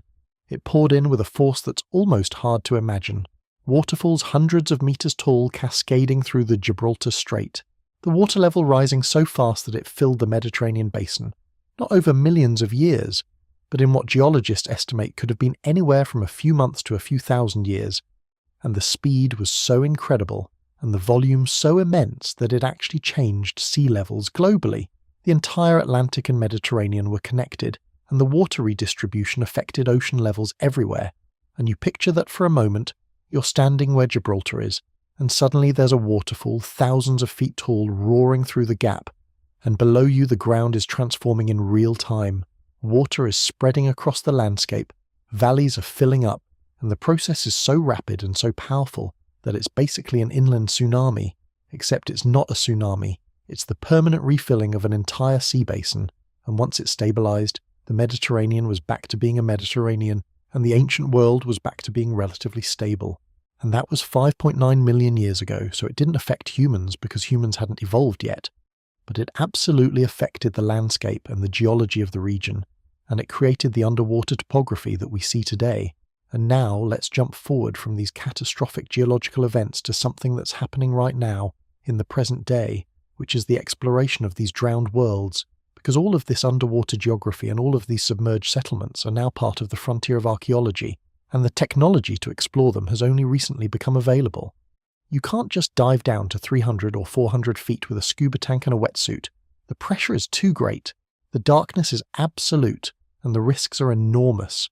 So archaeologists and oceanographers have had to develop specialized equipment. And one of the most important tools is the ROV, the remotely operated vehicle. Basically a sophisticated robot that can be sent down into the depths. It's connected to the surface by a fiber optic cable. So pilots on the ship above can see what the ROV is seeing in real time through high-definition cameras, and they can control its arms and manipulators to collect samples or photograph interesting features. And these ROVs have become incredibly sophisticated. They can navigate through underwater canyons, they can work in absolute darkness using powerful lights. They can identify small artifacts that would have taken a human diver weeks to find. And the first time you see footage from one of these underwater expeditions, it's almost surreal, because you're watching the seafloor come into view on a monitor, and suddenly there's pottery, or there's building structures, or there's evidence of human activity from thousands of years ago. All of it preserved in the darkness and the cold, and it hits you that there are entire lost worlds down there, entire chapters of human history that we've only recently started to recover. And another crucial technology is side-scan sonar, which works kind of like echolocation on steroids. The sonar equipment sends out sound waves and listens for the echoes, and based on those echoes it can create a detailed map of the seafloor. And what side-scan sonar is really good at is finding large features, underwater structures, the outlines of ancient settlements, features that might be covered by silt or sediment but that are still different enough from the surrounding seafloor to be detected. And then once you identify an interesting area with sonar, you can send down the ROV to get up close images and do detailed investigation. And there's also lidar bathymetry, which uses laser light to map the seafloor with incredible precision. And while lidar doesn't work well through water because water absorbs the light, it works incredibly well for mapping shallow areas and for creating detailed three-dimensional models of underwater topography. And when you combine all these technologies, you get a picture of these underwater landscapes that's almost as detailed as what you might see on land, and the challenges of this work are immense. You're trying to do archaeology at depths where human divers can only work for minutes at a time, where the equipment has to withstand pressures that would crush most things, where visibility might be almost nothing because of silt and sediment, where temperatures are just above freezing, and where a single mistake could damage irreplaceable archaeological evidence or lose equipment worth hundreds of thousands of dollars. And the logistics alone are staggering. You need ships, you need specialized equipment, you need teams of experts who are trained in underwater archaeology, and you need to do it all while the ocean is constantly fighting you. Currents pushing your equipment around, waves making the ship pitch and roll above you, unpredictable conditions that can shut down operations for days at a time. And yet despite all of these challenges, the discoveries keep coming, and here's something that might surprise you. Underwater sites often preserve artifacts better than terrestrial sites do, because underwater is an oxygen-free environment, and oxygen is the enemy of preservation. On land, exposed to air and bacteria, organic materials like wood and textiles and bone break down relatively quickly. They're consumed by microorganisms, they rot, they decay, but underwater, in the cold and in the absence of oxygen, these materials can last for thousands of years almost unchanged. I mean, they're not actually unchanged, there is still some breakdown, but it's extremely slow, so when archaeologists recover wooden objects from underwater sites that are thousands of years old, those objects are often in astoundingly good condition. You can see the tool marks, you can see the grain of the wood, you can understand exactly how they were manufactured. And in some cases you can even preserve them by controlled drying and applying conservation chemicals. And suddenly, you have an artifact that tells you detailed information about ancient technology and craftsmanship. And the same is true for textiles. Underwater burials sometimes contain clothing that's preserved so well that you can see the weave pattern, you can see the dyes that were used, you can understand ancient fashion and textile technology, and for bones and teeth, the preservation is often so good that DNA can be extracted and analysed, giving you genetic information about these ancient people. And all of this is information you would never get from a site that's been exposed to the elements for thousands of years. And so, paradoxically, some of the best information about ancient human history is now underwater. And this brings me to something that I think is one of the most important and least appreciated aspects of human history, which is that almost all of human civilization developed along coastlines, And most human populations for most of human history have lived within a few miles of water, so the continental shelves, those areas of the seafloor that slope gently down from the coast before dropping off into the deep ocean, the continental shelves are basically a massive archaeological repository. They're gold mines. They contain the remains of ancient cities and villages and fishing communities and migration routes, all of them now underwater, because sea levels have risen. And here's the thing about sea levels. They haven't been constant throughout human history. They've changed dramatically. In fact, if you go back to the last ice age, maybe 20,000 years ago, the oceans were about 400 feet lower than they are today. 400 feet. And you realise that when you start thinking about early human coastal settlement, because most of the continental shelves were exposed land during the Ice Age, you had land where there's now ocean. You had coastlines hundreds of miles further out than the current coastlines. You had habitable land that is now submerged, and the people living during that time, the early humans, they would have occupied those coastal areas, because coastal areas have always been attractive to human populations, fresh water from rivers, abundant fish and shellfish, easier travel by water, and so along these now submerged coastlines, there were settlements, there were fishing communities, there were the routes along which early humans migrated, there was the evidence of boat building and maritime technology, there were the first voyagers who crossed oceans and explored islands, and all of it is underwater. We're talking about an enormous portion of human archaeological record that we can't even see from the surface, and we've probably only explored a tiny fraction of what's down there, and think about what that means for our understanding of human history. Because the archaeological record that we do study, the sites on land, those are biased. They represent the populations that lived inland, the ones who built permanent stone structures and left markers and organised societies, but the coastal peoples, the fishing communities, the maritime cultures, the people who might have had different social organisations and different technologies and different ways of living, we barely know anything about them because most of their evidence is underwater. We're missing an enormous part of the human story. We're missing the evidence of the first people to build boats and navigate by stars and fish in deep water. We're missing the remains of the cultures that developed maritime technologies and trade networks.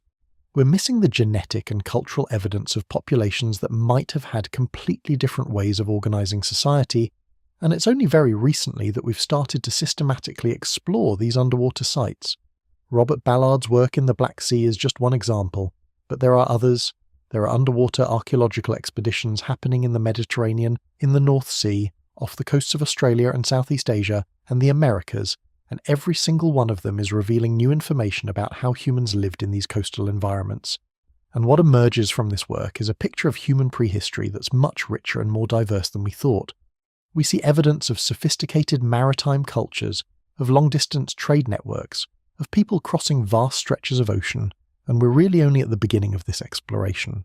We've probably explored less than 1% of the potentially archaeologically significant underwater sites on Earth. Think about that. Less than 1%.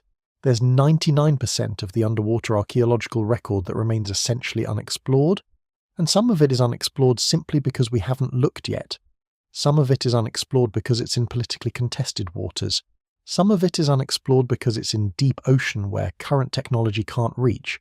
But a lot of it is unexplored simply because the funding and the effort required to do this work is enormous, and the number of underwater archaeologists and oceanographers in the world is relatively small, and much of their time and effort is focused on the areas that have already been identified as being particularly important or interesting. So entire regions of continental shelf around the world, regions that almost certainly contain archaeological remains, have been barely touched by systematic exploration. And if you think about what's waiting to be discovered, if you think about the settlements that are buried in sediment on the seafloor, the ancient harbours, the shipwrecks, the tools and weapons and jewellery and evidence of daily life, if you think about the DNA that could be extracted from underwater burials that would tell us about ancient migrations and genetic histories, if you think about the information contained in the remnants of these lost worlds, it's staggering. It's genuinely staggering, and it all exists. It's all down there, waiting to be found. And some of it might finally answer questions that archaeologists have been asking for a long time. Where did humans come from? How did they migrate across the world? What were their technologies? How did they interact with each other? And a significant portion of the evidence that could answer those questions is now underwater, and so in a weird way. The rising seas that we cause by burning fossil fuels and releasing greenhouse gases, which is creating a new environmental crisis for modern humanity. That's the same rising seas that are also hiding some of the most important archaeological evidence of human prehistory. The very water that's rising because of our activities today is the same water that's concealing the stories of the people who came before us. And that's just a weird bit of irony that I think about sometimes, because it means that the people who are trying to preserve and study human history, they're in a race against time in a way they weren't before. They know that there's this enormous underwater archive that's inaccessible with current technology, and much of it will be lost if they don't develop new technologies and new methods to explore and preserve these sites before they're damaged by oceanographic processes or destroyed by human activity like deep-sea mining or oil drilling. And so, underwater archaeology has become not just a scientific pursuit, but a kind of preservation effort, a way of trying to document and understand these lost worlds before they're lost forever.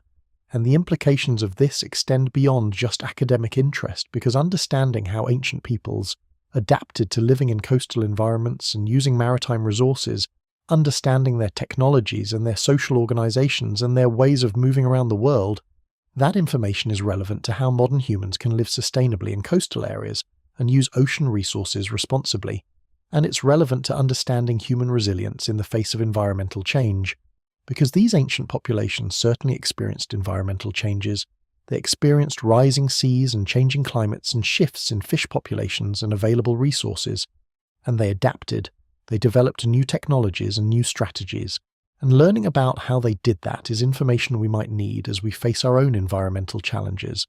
So these underwater archaeological sites aren't just interesting from a historical perspective, they're also relevant to modern problems and modern solutions, and that's part of why people are so excited about this field, and why there's this sense of urgency. We need to understand these underwater worlds not just because they're fascinating, though they absolutely are, but because they contain information that we need. And let me tell you about some of the actual sites that have been discovered, some of the underwater worlds that have been revealed, because the concrete examples are really what bring this home and make you understand the scale of what we're talking about. In the Black Sea, beyond the ancient shorelines that Robert Ballard found, there have been discoveries of shipwrecks from various time periods, the oldest one dating back maybe 2,500 years, and these shipwrecks are preserved in the oxygen-poor waters of the deep Black Sea. The cold and the lack of oxygen mean that the wood hasn't rotted, the sails haven't disintegrated. In some cases, you can still see the rigging and the cargo and everything that was on the ship when it went down. It's like a time capsule, a perfectly preserved window into ancient maritime commerce. And the Mediterranean also has underwater sites that tell incredible stories. There are submerged harbours off the coast of what's now Israel and Lebanon, ancient Phoenician harbours that sank and are now underwater, but they're preserved. You can see the structures, you can see where ships tied up, you can see the breakwaters that protected the harbour. And off the coast of France and Italy there are Roman shipwrecks scattered across the seafloor, some of them carrying cargo, amphoras full of wine or olive oil or grain, and these ships weren't lost in a single catastrophic event. They were lost over centuries of maritime commerce. But the Mediterranean seafloor is basically a museum of Roman shipping, and then there's the continental shelf off Australia, where evidence has been found of ancient Aboriginal maritime activities, sites that suggest that Aboriginal people were navigating and possibly fishing in deep waters thousands of years ago. And off the coast of Southeast Asia, there are underwater sites that suggest very early maritime trade networks, shell middens and evidence of fishing that indicate humans were actively using marine resources in sophisticated ways more than 10,000 years ago. And this is the exciting part. These sites that have been found are just the beginning. They're just the ones that we've noticed so far, the ones that have been excavated and studied, but the vast majority of what's out there on the continental shelves around the world, we haven't even started to look. We don't even know what's there. And that's where the exploration frontier is. That's where the discoveries are going to come from in the next few decades, because technology is improving. Underwater robotics are getting better and cheaper and more capable, and there's growing recognition in the academic world that this is where important history is hiding. And as that recognition grows, so does funding and attention, and the discoveries will accelerate. And eventually, maybe within our lifetimes, we'll start to get a much more complete picture of human maritime history and coastal settlement patterns, and we'll realize that some of what we thought we knew about human prehistory was incomplete or wrong, because we were only looking at half the picture, the half that happened to be on land. And when you add in the underwater sites, the complete picture becomes much more detailed and much more interesting. And the people who lived on those coastlines, who fished in those waters, who built boats and navigated by the stars and established trade routes and migrated across oceans. Those people weren't less sophisticated than the inland peoples. They weren't less important to human history. They were perhaps more important, because humans have always been drawn to water, and the innovations and adaptations that happened in coastal and maritime contexts might have been some of the most significant developments in human prehistory. And so, the underwater archaeology happening right now, the slow process of exploring these drowned worlds, that's not just academic curiosity.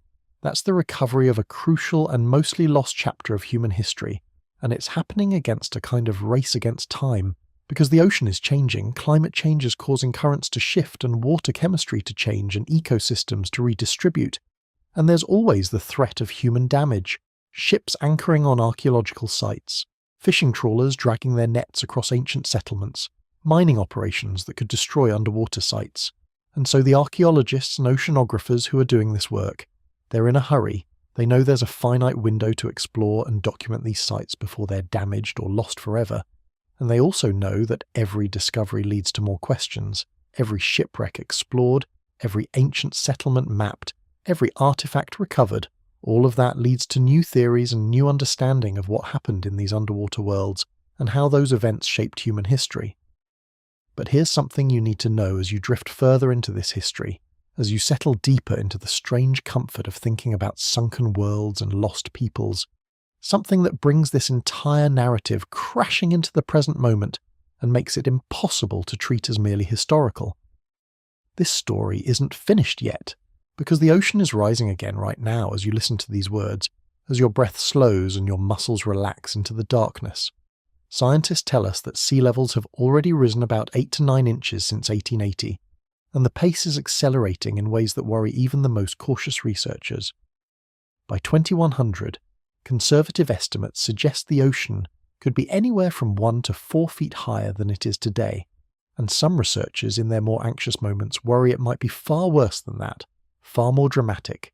The Greenland ice sheet is melting faster than predictions suggested. The Antarctic ice is destabilizing in ways that climate models didn't account for.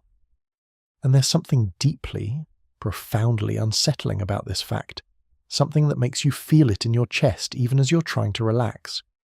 We're about to experience a version of what those ancient people experienced, but compressed into a human lifetime instead of thousands of years, where they watched the water creep in slowly across generations, where they had centuries to gradually relocate and adjust and find new places to live.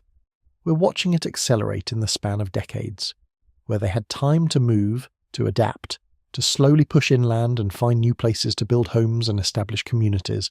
We've locked ourselves into concrete and steel, and the complicated assumption that the coastline where we are is the coastline where we'll always be. We've placed bets, enormous bets, that yesterday's geography is tomorrow's geography. Look at Miami, that glittering crown of American wealth and culture, that shining metropolis of glass towers and Art Deco mansions and beach bars where people drink sunset cocktails built on reclaimed swampland and limestone that's porous and fragile, permeable to the rising sea. Parts of Miami are already experiencing what they call sunny day flooding now, where the streets fill with seawater during high tides, not during dramatic hurricanes or storm surge disasters, but just from the inexorable creep of the rising ocean during ordinary, calm, blue sky days. The underground aquifer is contaminating with salt water. The future is already here, in other words, just unevenly distributed among the world's coastlines. Shanghai, one of the world's largest cities, a centre of commerce and culture and human ambition, is sinking even as the sea rises around it. A double squeeze of geography and geology that means some projections suggest major areas could be uninhabitable within a century. Their buildings literally submerged. Mumbai, home to 20 million people, sits on a coast that will be transformed by rising waters in ways that will displace millions.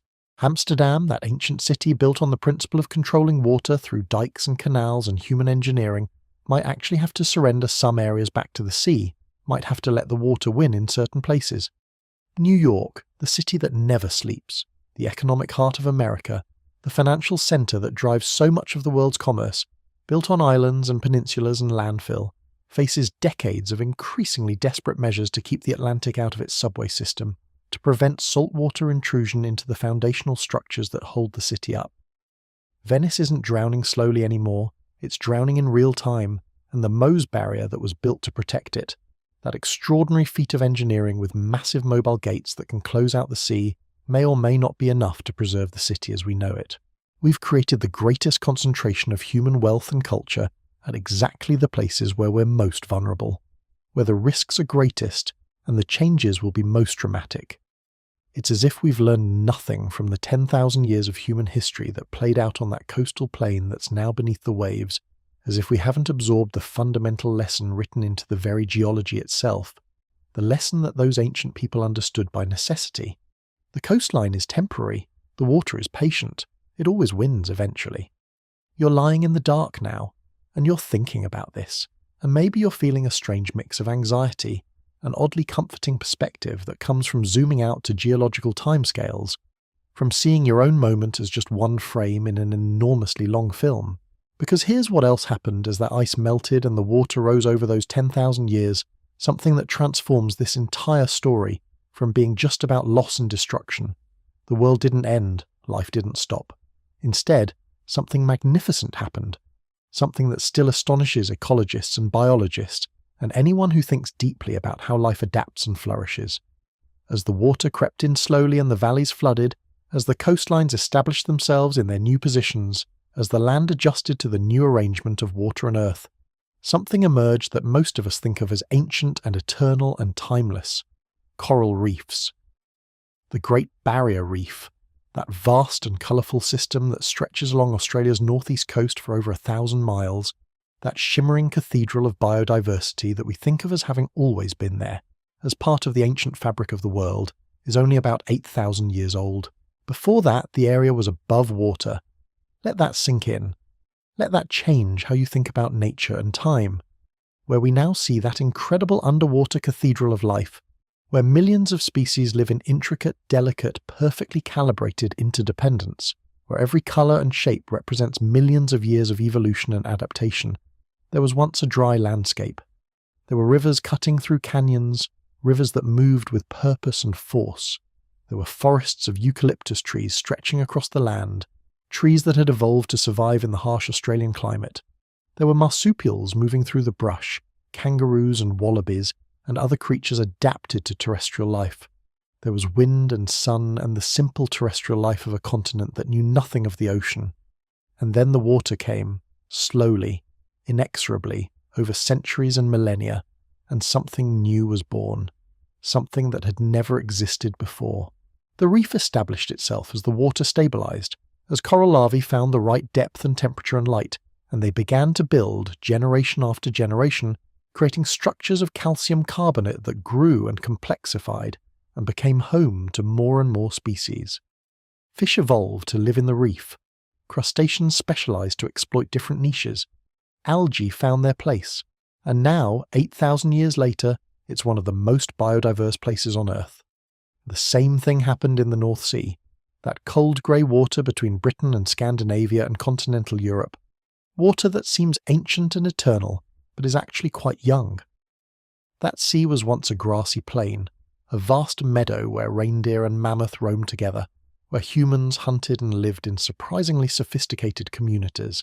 Doggerland, they call it, this lost landscape, and from what we can piece together from the fragments that have been recovered, it was a rich place full of life and waterfowl and forests, where people built homes and developed cultures and made art and sang songs. And then the ice melted and the sea rose, and that entire world was drowned, submerged beneath hundreds of feet of water. And what emerged in its place was the marine ecosystem we know today, the fish populations and the sea mammals and the complex web of life that feeds millions of people and sustains the ecological health of an entire region. The destruction of one world became the creation of another.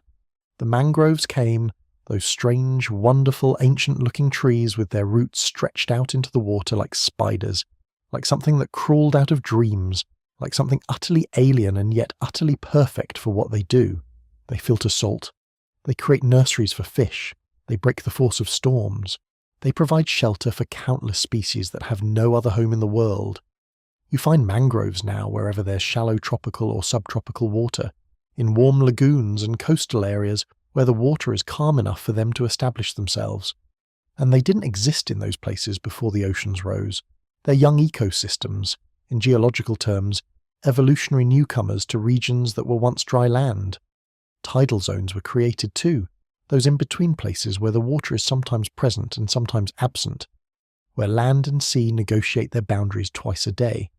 And in those liminal spaces emerge some of the most biodiverse ecosystems on Earth. Salt marshes where grasses have evolved to tolerate salt water, rocky shores where starfish and anemones and mussels cling to stone, mudflats where shorebirds find endless food, the complex and precarious dance of life at the edge of two worlds. Fish learn to climb trees in the mangrove roots, developing the ability to breathe air and move between water and land. Crabs evolved to breathe air and escape the water when they needed to. Shorebirds specialized to exploit the rhythm of the tides, timing their feeding to the moment when the water retreats and reveals the buffet beneath. A whole universe of life established itself in territories that didn't exist before the water rose. Species and niches and ecological relationships that would never have come into being if the coastline had stayed where it was. And here's the thing that strikes you. Lying there in the dark, your mind drifting along these deep currents of history and time, we love the ocean. We find it beautiful and restorative and profound in ways that are hard to put into words. We go to beaches and we feel our anxiety dissolving into the sound of the waves, into the smell of salt and seaweed, into the visual infinity of water meeting sky.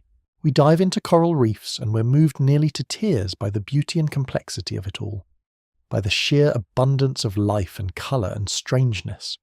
We create art about the ocean. We write poetry about it. We dream about it. We've built entire civilizations around the desire to be near it and use it and celebrate it. But that love is based on an ecosystem that's only 8,000 years old, that's barely a blink in geological time. We've fallen in love with something that didn't exist before the ice melted and the waters rose. The ocean we love is a young ocean, an accident of geology that happened to create extraordinary beauty. What does that say about us? What does that say about our assumptions about the permanent and the temporary, about what's worth building on and what's at risk of being washed away? What does it mean that we've built our greatest treasures on top of the newest ecosystems, that we've placed our most important cities on coastlines that are less stable than we pretend? Here's what the philosophers and the thoughtful people among us have started to articulate, and it's something that might be making it harder for you to sleep even as you're trying to relax into this meditative journey through geological time. We have built our entire modern civilization on the assumption that the coastlines are stable. Every port was built with the assumption that the water would stay where it is, that the depth of the harbour would remain constant, that the breakwaters and piers would forever protect commerce. Every beach city, every resort, every retirement community clustered along the coasts of the world was built on the implicit belief that this is permanent, that this is how it will always be, that the waterline I see today is the waterline my grandchildren will see. But it's not. It's not how it will always be. On a geological timescale, what we're experiencing right now is just a brief moment, a particular arrangement of water and land that has appeared for this strange window of history, this interruption between ice ages, and it will not persist. The ocean has risen before, as we've talked about, those 10,000 years ago, when the ice melted dramatically and the coastlines moved in response to the transformation, and the ocean will rise again, maybe in 100 years, maybe in 1,000, maybe in 10,000, depending on what happens with the ice sheets and the warming atmosphere and the feedback loops and tipping points that climate scientists worry about late at night. Maybe we'll reverse it. Maybe we'll get serious about climate change and pull back from the brink and stabilize the system and preserve the coastlines as we know them. Or maybe we won't. And maybe the process continues and accelerates and the coasts transform in ways we can barely imagine, in ways that would make the displacement of 10,000 years ago seem gentle by comparison. But the fact remains, the coastline where your city is, the beach you visit in summer, the ports your economy depends on, they're temporary, they're borrowed. They're on borrowed time on a geological timescale. Every cruise ship sailing out of Miami, carrying thousands of people who've paid thousands of dollars to float on the ocean, every container ship leaving Shanghai loaded with goods destined for ports all around the world, every fishing boat heading out from 1,000 coastal communities at dawn is operating within a system that's unstable, that's changing, that has changed before and will change again. It's a strange thing to contemplate in the darkness. We've built our greatest cities, our most expensive real estate, our most important economic infrastructure at the exact places where change is most inevitable. It's almost like we've learned nothing from history.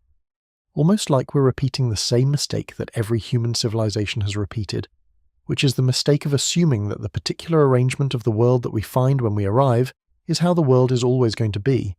But the ancient people living on that coastal plain 10,000 years ago, they knew better. They understood, maybe not consciously but deeply, in their bones and in their lived experience, that the land was changing. They watched it change across their lifetimes. They moved when they had to. They adapted to new coastlines and new territories and new ways of living. They didn't build their entire civilization on the assumption that one coastline would persist forever, that the resources they found in one place would always be available. They were flexible. They were mobile. They understood impermanence not as an abstract philosophical concept, but as a lived reality. And we've forgotten that. We've bought into the idea of permanence while living on something temporary. We've ignored the lessons written in the very ground beneath our feet. Maybe that's what this story is really about, underneath all the fascinating ancient history, and the geological drama and the scientific facts about ice ages and sea level changes. Maybe it's about learning again what those people knew so deeply that they lived it without needing to articulate it, that change and loss and transformation are not the enemies. Maybe they're just the way that time works. Maybe it's only our clinging to things, our refusal to accept impermanence, our desperate need to believe that what we have will last forever, that causes suffering.